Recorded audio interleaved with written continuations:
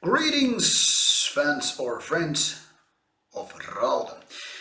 Today's band comes all the way from Toronto, Canada, and it's operating on a self-financed level. I don't know why, because this album is pretty good as it is, and I could figure it totally deserves a proper release label. But without further ado, this is Decatur, and it's called Better Than Brooklyn. So let's take a look how this looks like on the inside. So what we have here is a clock design of sorts with the D logo underneath. This one looks like a manhole cover to me, and on the background, as you can see, pretty simple track listing. So here it is, the cover image, Better Than Brooklyn. This was actually recorded in New York City, so I guess this is the thing from these Canadians. Background, basically pretty simple, info box.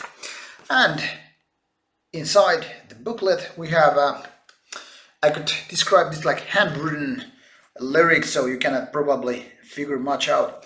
This has a nice feeling, but there's nothing else but just, lyrics, more lyrics, and even more lyrics to come, Just very basic stuff, no band picture whatsoever, so if you want to see how these guys look like or what is their image like, you just have to Google it like old-fashioned way. Can I say old-fashioned when I'm talking about Google? Nevertheless, Decatur is the name of the band, and being a quite new band, and this being their debut album, this band is already quite ready to go and conquer the world, at least in my opinion. This is a pretty straightforward heavy metal in the very traditional way, meaning this is very hard-rockish, but not like too lightweight. It's not like these guys, are like the hair bands of the 80s or anything like that, but more like raspy way. I could compare it, in a way to bands like AC/DC or their newer generation version Airborne, but this is more like raspy, more kind of like a traditional American style of heavy metal with some hard-rockish features. And the vocalist is pretty good. He has kind of raspy vocals. It's not like too clean or too high. It's not going, too low either. Nothing like gruntling or anything like that, but more, the raspy type of heavy metal. I don't actually remember anything that is, exactly like this one. But then again, it's nothing original either. Just, something that you would expect from a proper heavy metal release without anything like power metal or anything that sort.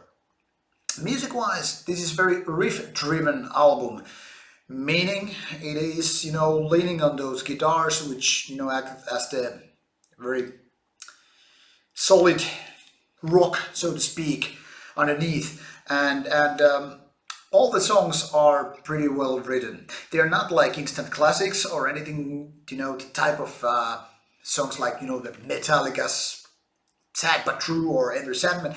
Nothing like that, but, still very solid heavy metal, the way it was meant to be played already when it was invented. So this is kind of old school at the same time as being totally fresh 2017 album. So, production-wise, it is very good. It's clear sounding. You can totally figure out all the instruments and stuff. It's well mixed, totally well produced album. But still, the songs have quite, the vibe that this could have been out, I don't know, maybe in the 80s or at least 90s. So ageless in a sense, but still very traditional when it comes to the actual song work and the riffs and the vocals.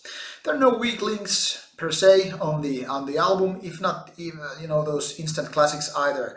And the end of the album, Infernal War Part 2, which you can see right here, that is the instrumental track, which kind of starts to tune down, you know, the feeling. It's not an intro, but it's kind of like easy to figure as an, you know, the end track.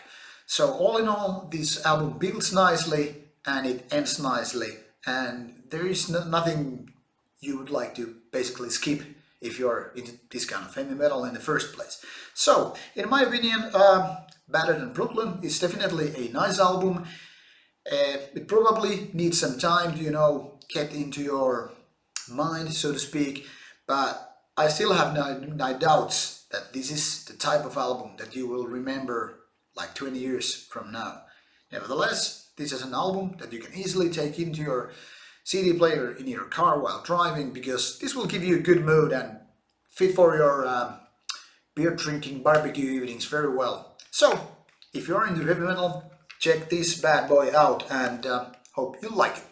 Thumb up from here, and thank you for watching. Please subscribe if you like the video, and leave your comments or other opinions here on our Facebook page.